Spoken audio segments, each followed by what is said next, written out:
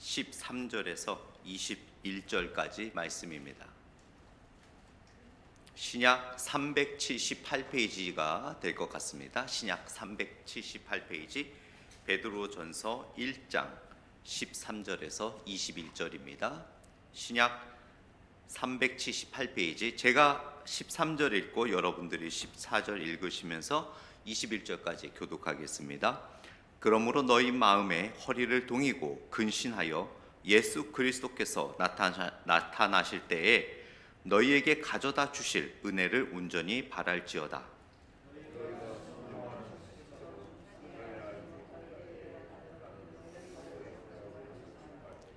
오직 너희를 부르신 거룩한 이처럼 너희도 모든 행실에 거룩한 자가 되라.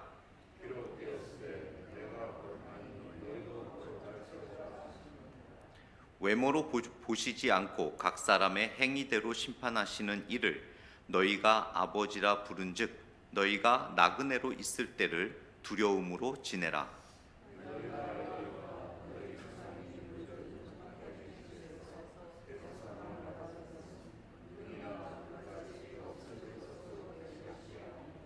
오직 흠없고 점없는 어린 양 같은 그리스도의 보배로운 피로 된 것이니라.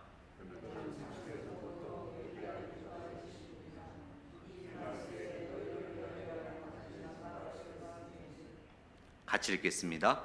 너희는 그를 죽은 자 가운데서 살리시고 영광을 주신 하나님을 그리스도로 말미암아 믿는 자니 너희 믿음과 소망이 하나님께 있게 하셨느니라. 아멘. 잠시 기도하겠습니다. 하나님 아버지, 하나님께서 저희들에게 말씀해 주시는 시간입니다. 하나님의 말씀을 통하여 진리와 은혜를 깨닫게 하여 주시옵소서. 우리의 영의 눈을 열어주시고 마음의 문을 열어주셔서 하나님의 진리의 귀한 뜻을 받고 그 말씀을 받아 우리들의 삶에 열매 맺게 하여 주시기를 원합니다. 감사드리며 예수님 이름으로 기도드렸습니다. 아멘. 우리들은 기억을 하고 지내죠. 그런데 이제 정신분석학자들과 심리학자들이 조사를 해봤는데요. 사람이 기억하는 것에는 특징이 있다고 합니다.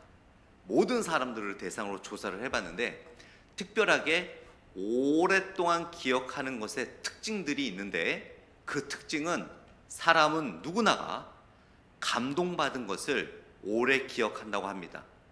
어떤 같은 숫자라도요, 그냥 보는 숫자는 금세 잊어버려도 어떠한 일이나 사건 때문에 그 숫자로 인해 감동받았다면 그 숫자는 내가 외우고자 하지 않아도 우리 머릿속에 오랫동안 남는다고 합니다.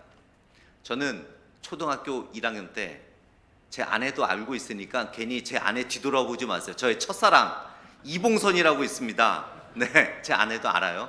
그 이봉선을 지금까지 삼성국민학교, 그때는 국민학교였잖아요. 삼성국민학교 1학년 12반 이봉선 제 짝꿍을 기억하고 있는 것은 너무 착했거든요. 말 하나, 행동 하나하나가 저에게 감동을 줬어요. 제가 그 아이의 이름을 외워야지 해서 지금까지 외운 게 아닙니다. 그냥 가끔씩 제 아내가 여보 첫사랑 누구였다 그랬지. 그럼 그때서야 누구였더라? 이봉선. 기억이 떠오르는 거예요. 왜냐하면 감동을 받았기 때문에 그렇습니다. 여러분들도 한번 생각을 해보세요. 어렸을 때 친구들, 또 초등학교 선생님, 또 어떤 사건이나 어떤 가게 이름, 식당의 이름, 그런 것들 굳이 우리가 외우려고 하지 않아도 자연스럽게 우리의 가슴에 남아있고 머리에 남아있는 이름들이나 숫자나 사건들이 있습니다. 그렇듯이 여러분, 은혜도 마찬가지예요. 우리가 하나님에게 은혜를 받는다라는 것은 사실은 영적인 감동을 받는 거예요. 여러분 그거 아세요? 그냥 우리가 은혜라고 하면은 그레이스라고 하지만 우리가 예배나 말씀이나 삶 속에서 하나님의 은혜를 받았다라고 하는 것에는요, 영어로 번역이 안 돼요. 여러분 아세요?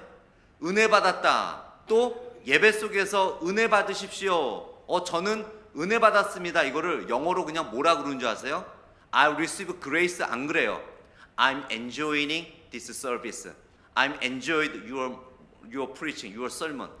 설교 말씀에 enjoy 했습니다 그러지 우리 한국 사람의 정서로 은혜 받았습니다라는 영어 표현이 없어요. 그냥 하나님의 은혜는 God's grace라는 명사의 단어가 있지만 은혜 받았다라는 동사형은 영어에 없습니다. 유일하게 한국말에 있는 기독교 용어가 은혜 받았습니다예요. 영어로는 그냥 just enjoy예요. enjoy. I enjoy this service. I enjoyed your sermon. 그러지 은혜 받았다라는 말은 동사, verb는 없어요. 즉 한국 사람들은 굉장히 감정적이에요. 감동을 쉽게 받아요. 그래서 하나님에게 영적으로 감동받는 것을 우리는 은혜 받았다라고 자연스럽게 표현합니다.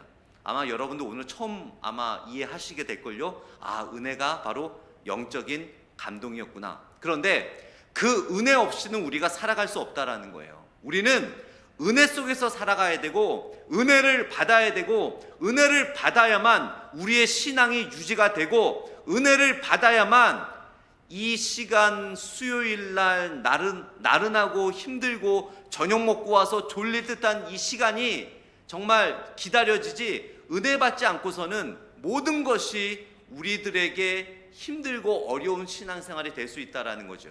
그래서 베드로 사도는 오늘 말씀을 통해서 이렇게 권면하고 있어요. 13절 말씀에 그러므로 너희 마음에 허리를 동이고 근신하여 예수 그리스도께서 나타나실 때에 너희에게 가져다 주실 은혜를 온전히 바랄지어다. 은혜를 받을지어다. 여기서 그레이스라고 표현하지만 우리가 의미를 해석해 본다면 은혜 받는 삶을 살아라라고 권면하고 있는 거예요. 근데 여러분, 은혜가 하나님께서 주어주시는 우리가 받을 자격이 없지만 부어주시는 선물이요 축복이라고 우리가 은혜를 알고 있는데 은혜를 받는 자는요 여러분 아무나 받지 않아요. 왜 같은 예배를 드리는데도 은혜 받는 사람이 있고 그냥 맹숭맹숭하고 돌아가는 사람이 있을까요? 같은 말씀을 읽고 들었는데도 은혜 받은 사람이 있고 그냥 똑같다라는 사람이 있을까요? 같은 집회에 참석해도 은혜 받은 사람이 있고 아무렇지도 않은 사람들이 있어요. 하나님의 말씀에 능력의 차이가 있어서 그럴까요? 아닙니다. 바로 은혜 받고자 하는, 즉 영적인 감동을 받고자 하는 준비가 되어 있지 않은 사람들은 어떠한 설교자와 어떠한 감동적이고 은혜적인 예배에 참여하더라도 그냥 쏘쏘가 될 수 있다라고 성경은 가르쳐주고 있는 거예요. 그래서 저는 오늘 본문을 통해서 우리가 어떻게 영적인 감동인 은혜를 받고 살아갈 수 있는지 한번 오늘 세 가지 방법을 오늘 본문에서 가르쳐주는 은혜 받는 방법 세 가지를 함께 나누고자 합니다. 제가 왜 이렇게 소리를 크게 외칠까요? 여러분 졸지 마시라고. 아직까지는 조시는 분이 없어요. 이 햇볕 들어오지요. 이 시애틀 지금 8시가 다 돼가는데 나처럼 쨍쨍하죠. 오늘 하루 종일 피곤하시죠. 저녁 드시고 오셨죠. 그런데 제 말소리까지 여러분 은혜 받기를 원합니다. 이러면 다 주무실 것 같아서 제가 지금 소리를 굉장히 지금 높여서 하고 있는 거예요. 여러분 졸리게 하지 않기 위해서. 네, 자, 첫 번째 우리가 은혜 받는 방법. 첫 번째는 은혜를 받고 온전히 바라는 성도는요 마음과 정신을 신령하게 그리고 맑은 상태로 유지해야 된다고 합니다. 마음과 정신을 깨끗하게 유지해야지 영적인 감동, 은혜를 받을 수 있다라고 성경은 이야기하고 있어요. 본문 13절을 다시 보게 되면 그러므로 너희 마음에 허리를 동이고 근신하여 예수 그리스도께서 나타나실 때에 너희에게 가져다 주실 은혜를 온전히 바랄지어다. 은혜를 바라고 은혜를 받는 사람은 어떤 사람입니까? 첫 번째로 우리의 영적인 마음의 허리를 동이고 근신하여 살아가는 사람이 영적인 감동, 은혜를 받을 수 있다라고 이야기를 합니다. 오늘 본문에 나오는 근신하다, 은혜를 받기 위해서 우리가 근신해야 된다고 얘기하는데 이 근신이 뭔지를 또 알아야 근신을 하잖아요. 근신이라는 헬라어 네포라는 단어는요 정리가 되는 것, 맑은 정신을 의미해요. 정리가 되는 것. 그러니까 우리가 삶을 살아가면서 되게 복잡하잖아요. 생각할 것도 많았고 복잡한 일도 많았고 여러 가지 감정적인 섞인 것도 많았고 이것을 하나님 앞에서 정리한다라는 의미입니다. 하나님 앞에 나오기 전에 하나님의 말씀을 듣기 전에 하나님 앞에서 우리의 마음을 정돈해야 된다라는 거예요. 정리해야 된다는 거예요. 복잡한 모든 일상을 다 가지고 하나님 앞에 나오는 것이 아니라 하나님의 말씀을 들을 때 하나님께 기도할 때 하나님만 바라보고 그 하나님의 말씀을 듣기 전에 하나님 앞에 예배 드리기 전에 하나님께 기도하기 전에 온갖 얽히고 설켜 있는 세상 쪽의 근심, 걱정, 미움, 여러 가지 감정의 갈등 그런 것들을 다 내려놓고 하나님 앞에 깨끗하게 정리된 마음으로 하나님의 말씀을 듣고 하나님 앞에 예배를 드리고 하나님 앞에 기도할 때 하나님을 통해서 우리는 영적인 감동인 은혜를 받을 수 있다라고 베드로 사도는 이야기하고 있습니다. 베드로가 거라사 지방을 예수님과 함께 지나가는데 귀신 들린 사람이 나타났어요.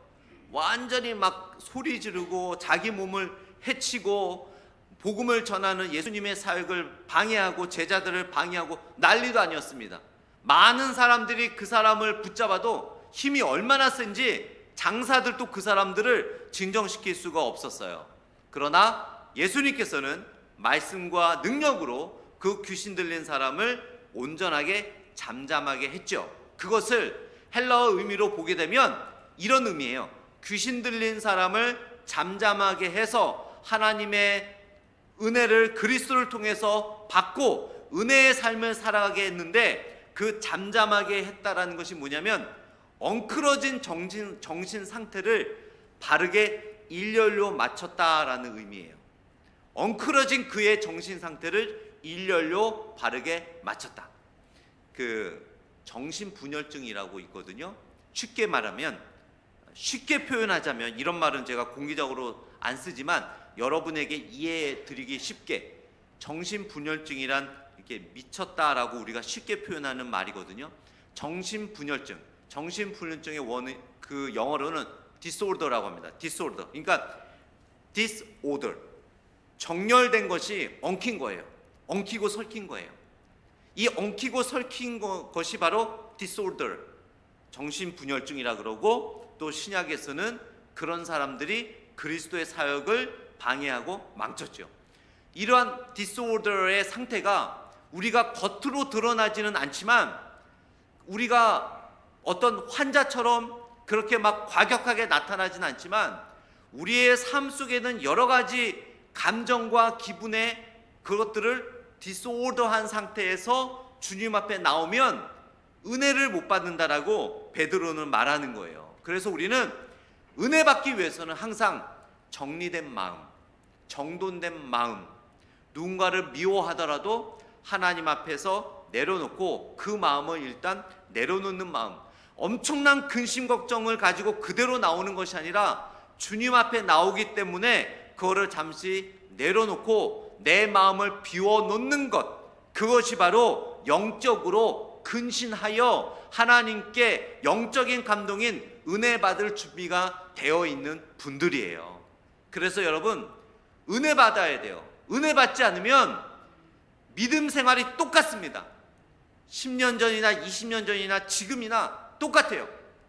다른 사람들은 신앙이 성숙함을 보여도 나는 왜 이렇게 신앙이 성숙되지 않고 오랫동안 신앙생활을 열심히 해도 왜 나는 그 큰 은혜 하나 못 받고 살아갈까? 그것은 바로 우리 마음에 근신을 하지 않아서 그래요. 여전히 세상 것들과 세상의 즐거움과 세상의 근심과 걱정과 어떤 염려와 어떠한 고민들로 막 뒤섞여 있기 때문에 하나님께서 부어주신 은혜가 들어갈 자리가 없는 거예요. 그래서 우리는 그거를 내려놔야 돼요. 하나님의 말씀을 볼 때도 예배를 드릴 때도 기도를 할 때도 베드로의 말씀처럼 근신하는 마음, 즉 주님 저의 모든 것을 내려놓습니다 하고 오직 주님만을 생각하는 거죠. 기도할 때도 주님만. 어떤 분들은 기도한다고 입으로 기도는 하지만 생각은 아까 누가 나한테 마음에 꽂히도록 얘기했던 그 상처 주는 그것 때문에 계속 생각하면서 입은 뭐 주님 감사합니다 하지만 마음은 감사하기는요 그냥 어떻게 하면 내가 또 대갚을까, 어떻게 나한테 그럴 수가 있지, 막 그 생각하면서 막 입으로는 주여 뭐 주님의 은혜가 뭐 넘치게 하여 주시옵소서, 그러나 내 마음은 저 괘씸한 저 사람이 나한테 그런 말을 했는데 이걸 어찌하면 좋을까. 이건 근신하는 자세가 아닌 거죠.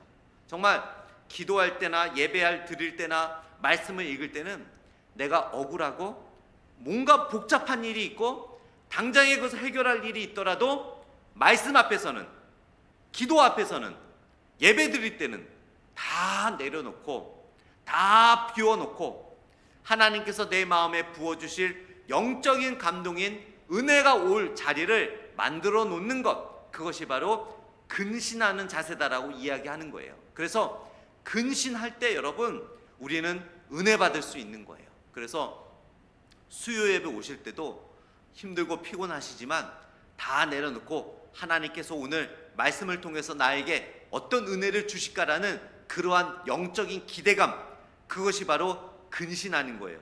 왜냐면요 근신 앞에 뭐라고 이야기합니까? 너희 마음의 허리를 동이고. 이 당시에는 베드로도 그렇고 예수님도 그렇고 많은 사도들과 예수님의 제자들이 긴 옷을 입고 다녔어요. 그래서 무엇인가 활동적인 것을 하려고 준비하는 자세가 늘 뭐였냐면 긴 옷을 모아서 허리춤에다가 끼는 거였어요. 그래야만 어떤 물건을 옮길 수 있고 뛸 수 있고 무엇인가를 할 수 있거든요. 그래서 너희 마음의 허리를 동이고라는 것은 지금 우리의 문화로 생각하면 이 말이 전혀 이해가 안 되지만 베드로가 이 편지를 썼을 때 이 편지를 읽었던 이 당시 초대교회 성도들은 100% 이 말씀이 어떤 의미인지를 이해할 수 있었어요. 왜냐하면 항상 무엇인가를 하려면 그냥 하면 옷에 묶고 다리가 안 벌려지고 자세가 안 나오기 때문에 뭘 하더라도 이 당시의 사람들은 남자든 여자든 옷을 걷어서 묶어서 허리에 동이어야 되거든요. 묶어야 되거든요. 그래야 뭘 해도 할 수 있는 거예요. 그래서 너희 마음의 허리를 동이라는 것은 준비하라는 거죠. 내 마음을 비워놓고 내 마음을 가지런히 놓고 그런 근신한 자세를 가졌을 때 주님께서 주시는 은혜를 우리가 받을 수 있다라고 권면하는 것입니다. 따라서 여러분 은혜 받는 분들이 되십시오. 그러기 위해서는 때로는 하나님께서 거저 막 주시기도 하지만 하나님은 마음의 준비가 된 자들에게 은혜를 부어주심을 기억하시고 하나님 앞에 영적으로 준비될 수 있도록 근신하는 우리의 모습이 되기를 원합니다. 두 번째로 은혜 받기 위해서 모든 행실에 있어서 구별된 성도가 되어야 합니다. 모든 행실에 있어서 구별된 성도가 은혜를 받습니다. 오늘 본문 15절과 16절 말씀 보겠습니다. 15절 16절 같이 한번 읽어볼게요. 시작. 오직 너희를 부르신 거룩한 이처럼 너희도 모든 행실에 거룩한 자가 되라. 기록되었으되 내가 거룩하니 너희도 거룩할지어다 하셨느니라. 여러분 은혜를 온전히 받는 사람은 하나님께서 거룩하신 것처럼 우리의 모든 행실에 있어서 거룩함을 유지하는 자가 은혜를 받습니다. 왜 우리가 거룩하여야 합니까? 오늘 본문에 보니까 하나님께서 하나님이 거룩하니 너희도 거룩하라고 말씀하셨기 때문에 거룩한 거예요. 그런데 여러분 우리는 나는 뭔가 세상 사람들보다는 그래도 말로 행실로 죄를 덜 짓기 때문에 나는 거룩한 자라고 생각하는 사람들이 되게 많이 있어요. 그리고 어떤 분들은 참된 예수님을 믿지 않음에도 불구하고 단지 거룩하고 착하고 신실하게 살아간다는 것 때문에 하나님께서 믿음이 없어도 나를 구원해 주겠지라고 생각하시는 분들이 있습니다. 그러나 여기서 말하는 거룩함이란 근본적으로 하나님께서 인정해 주시는 거룩함이 되어야 돼요. 그러기 위해서는 참된 믿음이 있어야 됩니다. 아무리 행실이 온전하고 아무리 죄 없이 살아가는 사람일 수 있다 하더라도 믿음 없이는 거룩함이 될 수가 없는 거예요. 거룩한 사람이란 가장 먼저 그리스도의 보혈의 피에 대한 온전한 확신과 믿음이 있어야 돼요. 제가 쉽게 예를 들어 드리겠습니다. 어떤 버스가 있어요. 그런데 그 버스는 어떤 버스였냐? 무기징역을 받은 죄수들이 타고 있는 버스였어요. 그 버스는 무기징역자들이 무기징역할 수 있는 감옥으로 가는 버스였습니다. 그런데 그 중에 어떤 한 사람이 옷을 깨끗한 옷으로 갈아입고 얼굴에 화장도 좀 하고 머리도 멋있게 빗고 또 향수도 좀 뿌렸어요. 그렇다고 해서 그 사람이 여러분 무기징역을 받은 사람이 아닌 사람이 되나요? 아닙니다. 그 사람은 무기징역자들이 가는 버스 안에서 무기수로서 그 버스를 타고 무기징역을 받기 위해서 가고 있는 거기 때문에 그 버스 안에서 죄수복을 갈아입거나 아무리 치장을 해도 그 사람은 무기수예요. 절대 변하지 않아요. 그 버스 안에서 다른 죄수들은 서로 욕하고 어차피 무기징역 받았으니까 뭐 마음대로 욕하고 해도 나는 무기수지만 이 안에서 나는 거룩하게 지내야지라고 한다고 해서 그 사람의 무기징역이 없어지나요? 아닙니다. 마찬가지예요. 아담으로 인해 우리는 모든 사람이 죄인이 됐다라고 성경은 분명히 이야기하고 있어요. 우리 인류는 모두가 다 지옥을 향한 버스를 타고 가고 있는 중인 거예요. 그런데 거기서 아무리 착하고 좋은 일을 한다고 해서 그 사람의 신분이 변화되진 않아요. 오직 예수 그리스도를 믿었을 때 하나님의 자비와 은혜로 우리는 그 버스에서 내리는 거예요. 그리고 천국 가는 버스를 타는 거예요. 거기서 거룩한 생활을 해 나갈 때 하나님이 기뻐하시는 거룩한 자의 삶이 되는 것이지, 그리스도에 대한 믿음 없이 그저 착하게만 산다고 해서 그 버스에서 나올 수 있는 게 아닙니다. 왜냐하면 하나님께서 그 사람에게 죄를 사해 주지 않으셨기 때문에 오직 예수님을 믿는 사람만이 그 버스에서 내릴 수 있는 거예요. 그런데 많은 사람들이 믿음 없이, 그리스도에 대한 믿음 없이 착하게 살고 좋게 살고 깨끗하게 살면 천국 간다라고 생각합니다. 은혜 받는다고 생각합니다. 아닙니다. 무기수는 무기수예요. 그리스도를 통해서 구원을 받아 지옥으로 가는 버스에서 하나님의 백성인 천국으로 가는 버스를 타야만 거기서 참다운 거룩한 생활을 할 수 있는 거예요. 이것이 거룩한 삶의 가장 기본적인 단계요, 은혜 받는 자의 가장 기본적인 모습입니다. 그러한 모습을 통해서 우리는 은혜를 받을 수 있다라는 거예요. 거룩함이라는 것은 뭐라고 말씀을 드렸습니까? 분리예요. 분리, 다른 것. 세상 사람들은 이렇게 하지만 나는 다르게 말하고 다르게 살아가는 것, 그것이 바로 거룩한 모습입니다. 베드로는요, 이제 예수님께서 돌아가시고 부활하셨지만 제자들, 다른 동료 제자들과 함께 그냥 물고기나 다시 잡지 뭐 하고 물고기를 잡고 있었어요. 그런 가운데 예수님께서 물고기를 많이 잡게 하신 이후에 베드로가 예수님을 만나고 그 예수님께 가까이 가며 무릎 꿇으며 이렇게 이야기를 합니다. 제가 죄인입니다. 죄인으로소이다. 베드로는 예수님과 멀리 떨어져 있을 때는 자신이 죄인임을 분명하게 깨닫지는 못했었어요. 그런데 예수님께 가까이 나아갔을 때 자신이 얼마나 추악하고 거룩한지 못함을 깨닫고 바로 예수 그리스도 앞에 무릎을 꿇고 내가 죄인입니다 하고 고개를 들지 못하고 주님 앞에 자신의 불거룩함, 불신실함, 그런 것을 주님 앞에 고백했던 것을 볼 수 있어요. 여러분, 우리는 주님 앞에 나아가지 않으면 내가 얼마나 거룩하지 못함을 알 수 없습니다. 그냥 나는 큰 죄 안 짓고 살아가고 나는 그냥 나쁜 말 안 하고 내가 보기에는 그래도 한 100점 만점이라면 한 그래도 70점 정도는 되는 것 같은데, 그래도 F 받을 정도는 아닌 것 같은 신앙생활을 하고 있다고 생각되지만, 베드로도 그렇게 생각했습니다. 자기가 수제자고 정말 자기만큼 예수님을 신뢰하고 따르는 사람은 없다라고 생각했습니다. 그런데 예수님 앞에 더 가까이 가면 가까이 갈수록 그리스도의 거룩하심의 빛에 의해서 자기 자신이 비춰지는 걸 보니까 너무나 추잡한 거예요. 너무나 더러운 거예요. 이렇게 자기 자신이 부끄럽고 더럽고 추잡한 줄은 꿈에도 몰랐어요.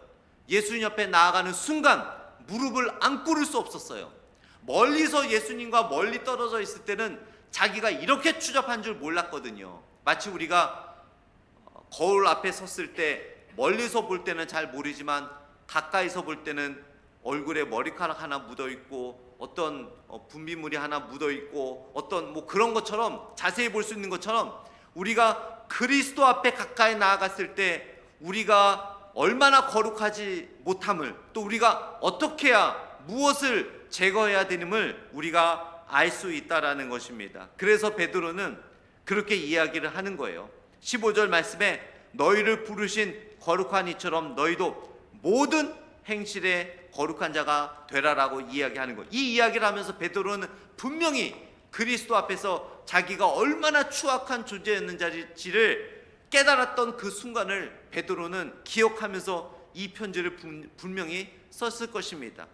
그러면서 그런 마음을 가졌을 거예요. 여러분도 예수님 앞에 더 가까이 나아가십시오. 그러면 여러분들의 지금의 삶이 얼마나 추악한 삶인지를 깨닫게 될 것입니다라고 권면한 마음으로 분명히 이 글을 썼을 것입니다. 따라서 여러분, 은혜 받는 자는 그리스도 앞에 가까이 나아감으로 인해 자신의 추악한 모습을 다 벗어버리고 세상과 구별된 거룩한 모습으로 살아가는 자가 바로 은혜를 받는 자입니다. 은혜를 받고 그렇게 살려고 하면요, 여러분, 절대로 은혜 못 받습니다. 왜 같은 교회 다니고 같은 신앙생활하고 같은 하나님을 믿고 같은 예수님을 믿는데 누구는 신앙이 성장하고 누구는 왜 정체되어 있습니까? 하나님께서 누구는 더 사랑하고 누구는 덜 사랑해서 그런가요? 아니죠. 똑같은 말씀, 똑같은 능력, 똑같은 권세 앞에서 우리가 살아가고 있는데 바로 자세가 다르기 때문이에요. 정말 베드로가 그리스도 앞에 나아갔을 때 자신의 추악한 모습을 보고 무릎 꿇고 눈물을 흘리며 회개하지 않을 수 없었던 것처럼 우리도 말씀 앞에 나아가면 나아갈수록, 기도로 나아가면 나아갈수록, 예배를 드리면 드릴수록 우리의 보이지 못했던 그런 추악한 모습을 통해서 주님 앞에 회개할 때 우리가 더욱 거룩해져 하나님께서 주시는 영적인 감동인 은혜를 충만히 받게 될 줄 믿습니다. 마지막 세 번째입니다. 마지막 세 번째로 우리가 은혜 받는 삶이 되기 위해 오늘 베드로는 믿음과 소망을 하나님께 맞추라라고 이야기하고 있어요. 믿음과 소망을 하나님께 맞추라. 오늘 본문 21절 말씀을 보겠습니다. 우리 같이 읽어볼까요? 21절 시작. 너희는 그를 죽은 자 가운데서 살리시고 영광을 주신 하나님을 그리스도로 말미암아 믿는 자니 너희 믿음과 소망이 하나님께 있게 하셨느니라. 제가 전에도 말씀드렸죠, 여러분. 소망이 뭐예요? 이 기독교 용어를 물어보면 잘 의외로 모르시는 분들이 정말 크리스천들 중에 많아요. 믿음, 소망, 사랑, 믿는다는 것 다 많이 쓰고 듣지만 정확한 definition, 의미를 모르는 경우가 많은데 여러분 잘 들으세요. 제가 새벽 기도 때도 아마 말씀드린 것 같은데, 소망, 이제는 누군가가 소망이 뭐예요? 라고 물어보면 이렇게 대답하시면 돼요. 여러분, 소망이란 미래 것을 현재로 가지고 오는 거예요. 미래 것을 현재로 가지고 오는 것이 소망입니다. 지금은 없지만, 지금은 안 보이지만 하나님의 약속을 통해 반드시 미래에 있을 것을 내 마음에 지금 가지고 오는 거예요. 그러니까 그 소망에는 믿음이 있어야 돼요. 예수님을 믿는 믿음이 없는 자는 소망도 없어요. 그런데 믿음이 있는 자는요, 자연스럽게 소망이 있어요. 왜냐하면 우리가 천국 가는 것은 아직 눈으로 보지 못했거든요. 그러나 내 마음에 천국이 있어요. 왠지 아세요? 미래의 것을 믿음으로 내 마음에 가져왔기 때문에. 그러니까 우리가 소망이 있음에도 그 소망이 뭔지를 모르니까 자꾸 이 소망을 놓칠 때가 있어요. 그러면서 오늘 베드로가 이렇게 이야기를 합니다. 21절에 너희는 그를 죽은 자 가운데서 살리시고 영광을 주신 하나님을 그리스도로 말미암아 믿는 자니. 여기서 베드로가 지금 이 베드로 전서가 쓰여졌을 때 이 편지를 읽은 사람들은 제가 이 베드로 전서를 처음 시작할 때 말씀을 드렸을 거예요. 네로 황제, 가장 악한 황제였던 네로 황제의 최고의 핍박과 억압을 받고 있었던 초대교회 성도들을 향해서 쓰여진 편지가 이 베드로 전서거든요. 그러니까 지금 우리는 이 너무나 좋은 본당에서 에어컨 틀어놓고 그냥 이렇게 우리가 이 편지에 대한 말씀을 듣고 있지만, 이 당시에 초대교회 사람들은 당장에 병사들이 문을 열고 자기 자신들을 끌어가 채찍질하고 죽일 수도 있는 상황 속에서 죽음을 각오하고 이 편지를 읽고 있었어요. 여러분, 그들의 심정을 한번 이해해 보십시오. 그런 사람들을 향해서 베드로가 이렇게 말하는 거예요. 여러분, 소망을 가지십시오. 다른 데 소망을 가지시면 안 됩니다. 미래에 있을 것을 마음으로 확실하게 가져오십시오. 그게 무엇입니까? 오늘 본문에 말하기를, 여러분 알지 않습니까? 그리스도께서 책짓질 맞고 고문당하고 죽었지만 사흘 만에 부활하셨죠? 그거를 제가 봤습니다. 제가 그것을 증인으로서 여러분들에게 증거하지 않았습니까? 예수님께서 돌아가셨다가 부활하신 것처럼 그 부활의 영광이 여러분들에게 반드시 임하오니, 그 부활의 영광을, 미래의 영광을 지금 고난당하는 여러분들의 삶과 마음속에 가져오십시오. 그래야만 여러분들은 이 고난과 핍박과 어려움을 이겨나갈 수 있습니다라고 말하는 거예요. 여러분, 소망이라는 게 그냥 구름, 어떤 뜬구름 잡듯이 잡는 게 아니에요. 그리스도께서 그 십자가의 고난을 이기시고 부활하신 그 확실한 사건, 어떤 소설이나 TV나 영화가 아니잖아요. 우리는 성경으로 믿잖아요. 그 확실한 사건을 내 마음에 가지고 오는 거예요. 내 삶에 가지고 오는 거예요. 그러면 여러분, 어떠한 고난과 어떠한 어려움도 이겨나갈 수 있어요. 부활이 있는데, 죽음 다음에 부활이 있는데 우리가 무엇을 걱정하겠습니까? 스데반 집사가 돌에 맞아 죽어가고 있었잖아요. 그때 스데반 집사가 무엇을 봤습니까? 하늘을 우러러 보니까 서 계시는 예수 그리스도를 봤어요. 왜 예수 그리스도가 하늘에 계셨습니까? 죽었으면 끝났는데 부활하셨기 때문에. 스데반 집사가 돌에 맞아 죽으면서 감사하며 찬양하며 죽을 수 있었던 이유가 뭔지 아세요? 부활의 소망이 있었기 때문에. 그리스도의 확실한 부활을 내 마음에 가져왔기 때문에, 그리스도의 부활을 피가 나고 살점이 찢어져 나가는 이 돌에 맞는 상황으로 가져올 수 있었기 때문에 고통을 이길 수 있었어요. 그 상황을 믿음으로 극복할 수 있었어요. 여러분, 어떠한 절체절명의 순간에도 오직 하나님에게 소망을 두십시오. 사람에게 두지 마시고, 물질에게 두지 마시고. 성경에 보면 사람도 다 사라지고 물질도 다 사라지고 오직 그리스도의 영광만이 우리에게 남기 때문에, 진정한 그리스도인의 소망은 바로 나에게 있을 미래의 그 부활을 내 삶으로 가져오는 거예요. 내가 장차갈 천국을 내 고난의 삶으로 가져오면, 여러분, 찬송가의 가사처럼 할렐루야 찬양하세 주 예수와 동행하니 그 어디나 하늘나라가 되는 거예요. 여러분, 이 찬양 가사가 어떻게 이 고난이 하늘나라가 된다는 거지? 지금 배고파 굶어 죽겠는데 어떻게 이게 하늘나라가 된다라는 거지? 억울하게 사기를 당해서 내 재산을 다 날렸는데 어떻게 지금 이 순간이 하늘나라가 된다는 거지? 소망이 없으면 하늘나라가 될 수가 없어요. 어떻게 하늘나라가 될 수 있어요? 어떻게 이 어려운 상황에서 천국을 극복할 수 있습니까?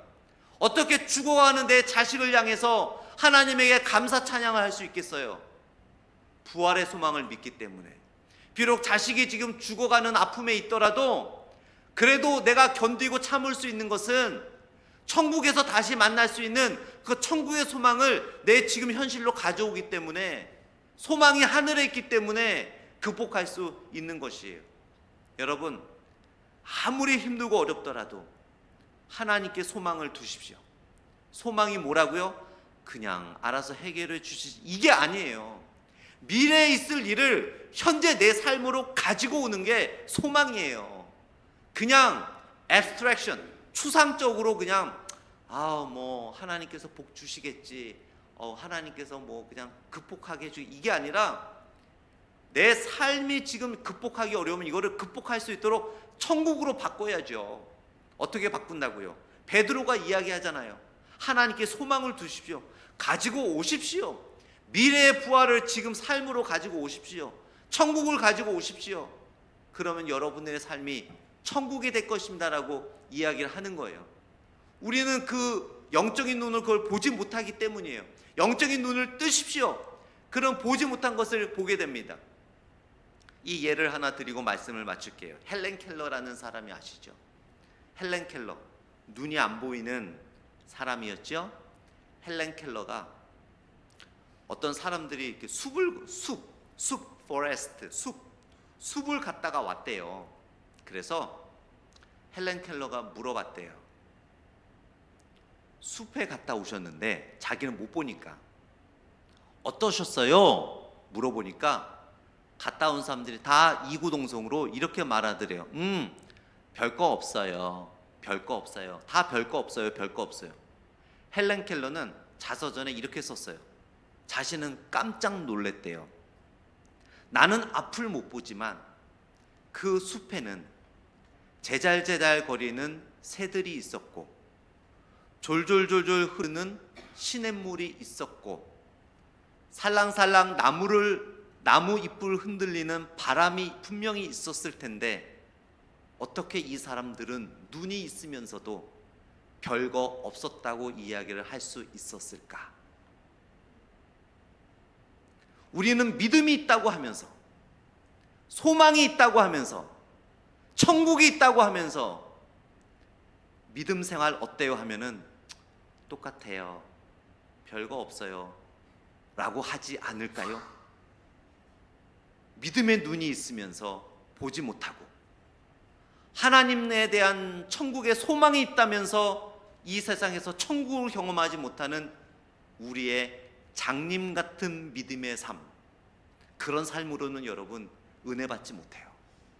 기도하십시오.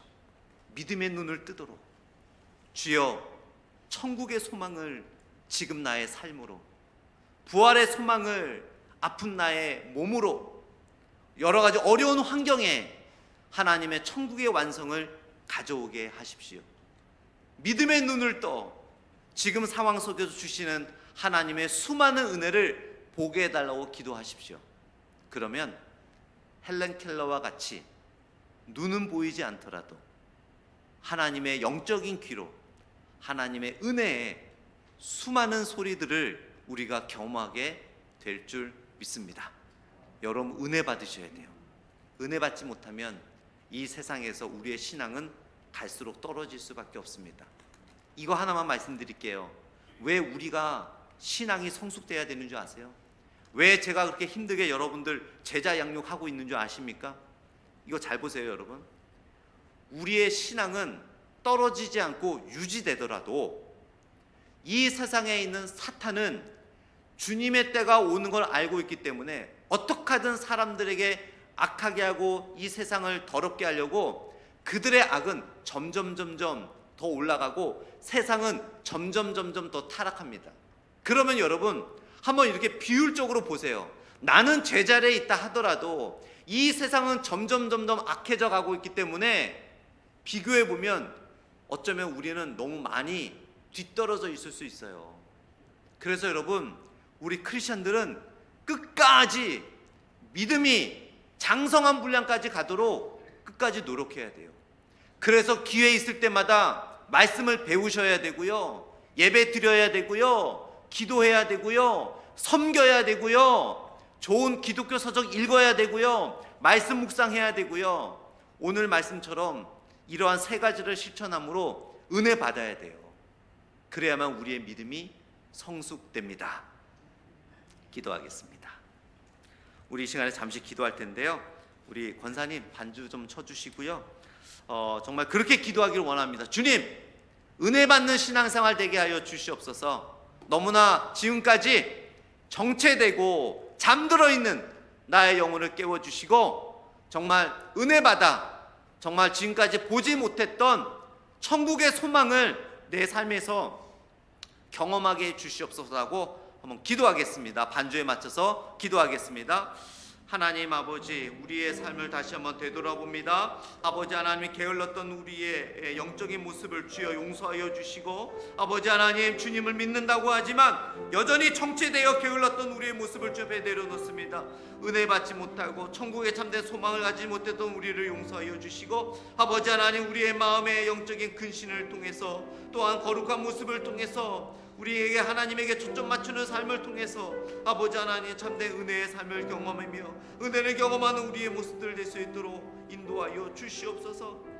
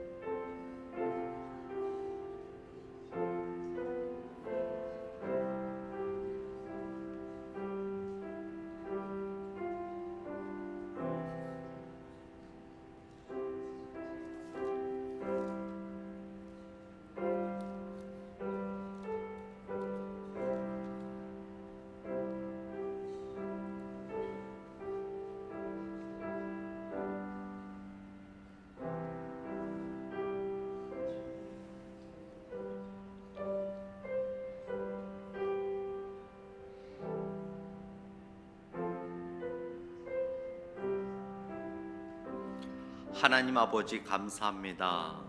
은혜 받아야 합니다. 은혜 받아야만 우리가 이 험한 세상을 믿음으로 이겨나갈 수 있습니다. 우리 시애틀 평강장로교회가 은혜 받아야만 하나님의 귀한 도구로서 쓰임받을 수 있을 줄 믿습니다. 아버지 하나님, 우리 성도들 은혜 받는 매일매일 신앙의 삶 되게 하여 주시옵소서. 감사드리며 예수님 이름으로 기도드렸습니다. 아멘.